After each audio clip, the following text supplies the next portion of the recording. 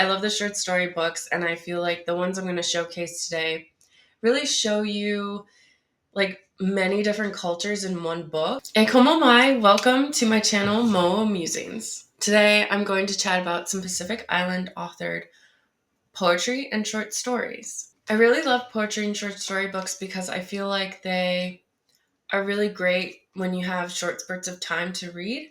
So I have some poetry books on my desk, my working desk at home. So when I'm on a lunch break or taking a quick break, I can read a poem and kind of reflect on it and think about it. And the editors really do a great job in like focusing all the stories on one topic or splitting up the book over different kind of issue areas or topics they want to tackle. For instance, one of them I'm going to talk about later is about eco-literature. There's another one about stories from women of the Moana. So I'm just going to go through those and kind of chat through what they're about. So the first poetry book I have is Night is a Sharkskin Drum. It's by Haunani Kay-Trask. She's an incredible Kanaka Maoli activist, professor, academic, author, and poet. And I will showcase her nonfiction book in my nonfiction video of Pacific Islander authors. But her book, From a Native Daughter, is vital to Hawaiian history and the Hawaiian experience. And her poetry book is just the same. It's beautifully lyrical. I have not finished it yet. Like I said, poetry books, I don't really sit down and finish them. I read a couple poems. This one is just an incredible representation of how Hawaii as a nation has just been kind of scarred by tourism, the American military, and just development in general and the push for urbanization. From the publisher, they say, this collection is a haunted and haunting love song for a beloved homeland under assault. The next poetry book, Salt Wind. This collection of poetry is also by a Kanaka Maoli author, and Haunani Kay-Trask actually wrote a quote for this book. She said, "Subjective yet piercing are the rhythms of these poems, memories of departing, of returning, of yearning. McDougall has given us an intimate sound, one of place and home and magisterial beauty." I picked this up when I was home last time, and I'm really excited to get into it. Next poetry book, We the Gathered Heat. So I actually pre-ordered this book last year, but I feel like these poems in here have just been they've uncovered a lot of emotions for me and been so insightful and beautiful. And the book is actually structured in a way that I really appreciated. So it has different sections. And the first one is Talk Story. And then that leads into the next section, Mourn. And then Pronounce, which I really loved that section because it's tackling the topic of like pronunciation of different words, especially someone's name. And I think being someone with a name that's not like typical in the US, I think a lot of those poems kind of spoke to what I've experienced. And then there's a section about titled Fight. And those poems in there, I think that's the section where I marked the most, where the entire poem was like something I needed to like reread, re-immerse myself in. And like some of them I want to put up and frame them because they're just so beautiful and great reminders of like the fight that is in us and that we continue to do. And then the last section is Love. This one poem that's by two Kanaka Maoli poets. It's like the first of the talk story section. And I literally read this one poem and then I could not continue with the book. I ended up crying, talking about the loss of language and how our ancestors worked so hard to keep this beautiful like oral tradition alive, and how colonization has tried to erase it so many times, but our ancestors have continued to fight for the remembering of our language and culture. And it just really hits close to home. And I think I had my mom read it when she was visiting me recently.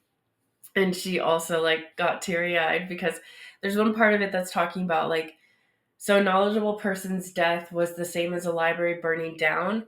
And when you're from a culture that had such a rich oral tradition, everything was passed down via oral tradition. But a lot of the cultural practices are held there. And so that line talking about like the death of one person could be the burning down of an entire library, it's trying to like conceptualize to people that didn't grow up with an oral tradition that like the loss of so many, of like all the diseases, killing a lot of our people, like that was a huge loss to our knowledge as well. But I think like there's just so many topics that are tackled throughout this poetry book that kind of dive deep into these stories and emotions that you're kind of holding as a Pacific Islander, or in this book's case, as an Asian American or Pacific Islander, in the US or around the world.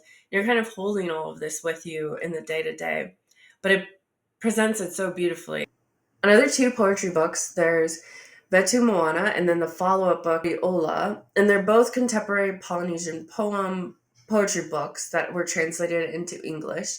And essentially, I love it so much because they're the first anthology of Polynesian poems that were translated into English, and they were actually edited by Polynesians. The new book, which is Mauri Ola, includes poetry written over the last 25 years by more than 80 writers from Aotearoa, Hawaii, Tonga, Samoa, the Cook Islands, Tokelau, Tahiti, and Rotuma. And I couldn't talk about Pacific Islander authored poetry without talking about Tayi Tibble.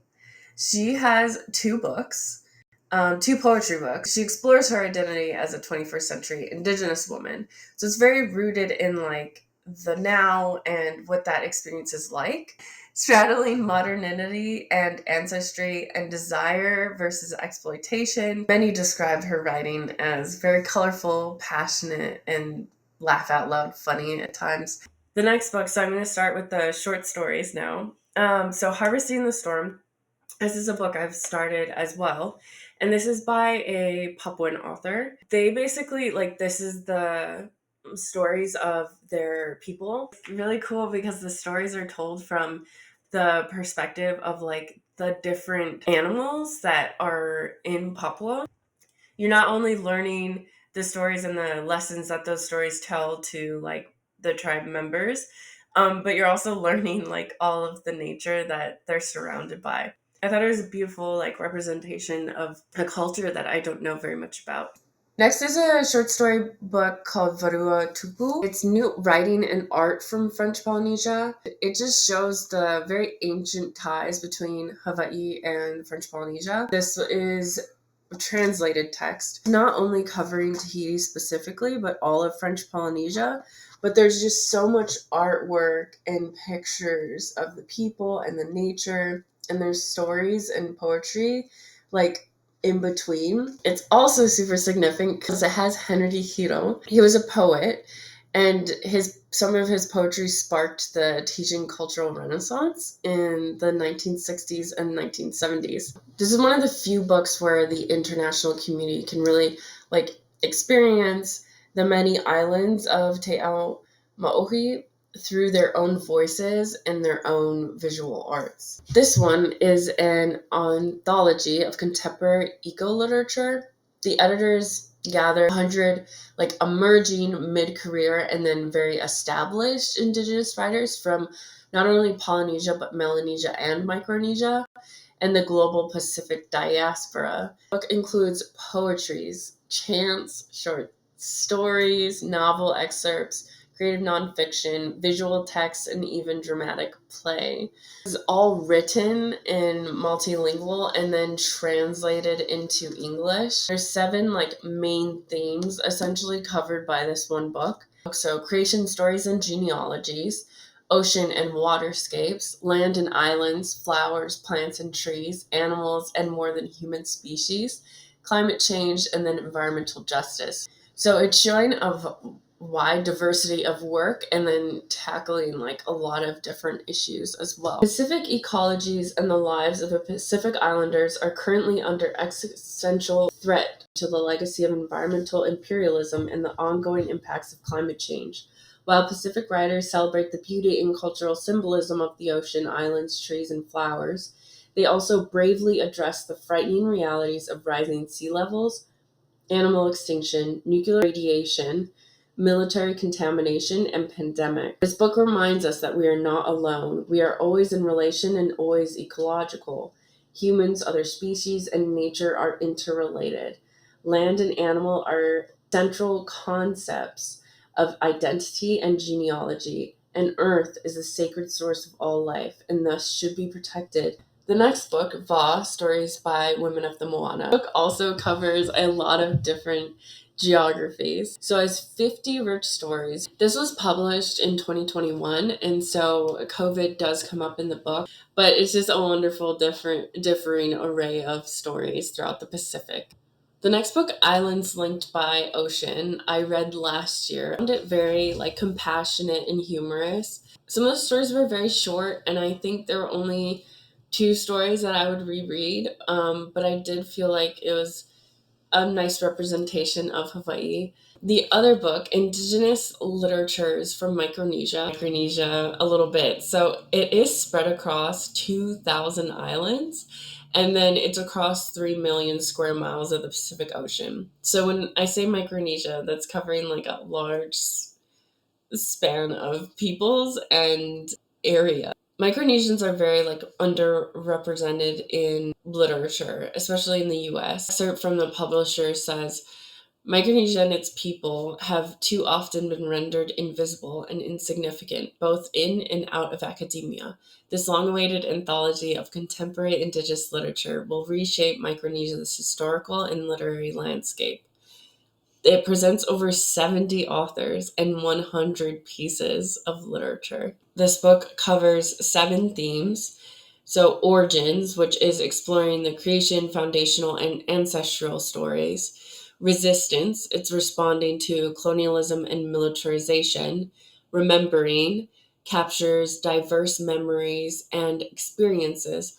Identities, articulates the nuances of culture. Voyages, which is maps, migration, and kind of talking through diaspora. Family, delves into interpersonal and community relationships.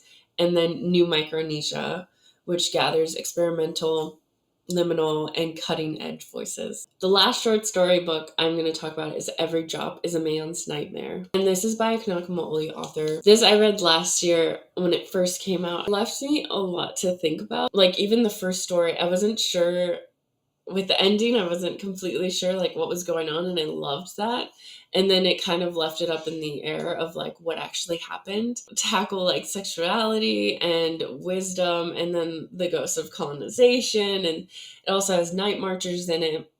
I just love that so many of the stories in this book kind of tackle superstitions within Hawaii. It reminds me of all the short story books from as a kid, the ghost short story books, but then that include different ghosts throughout the islands, but and also talk about night marchers. And then this one also talks about Menehune and what they get up to. And yeah, it's just really fun and really makes you think about different topics.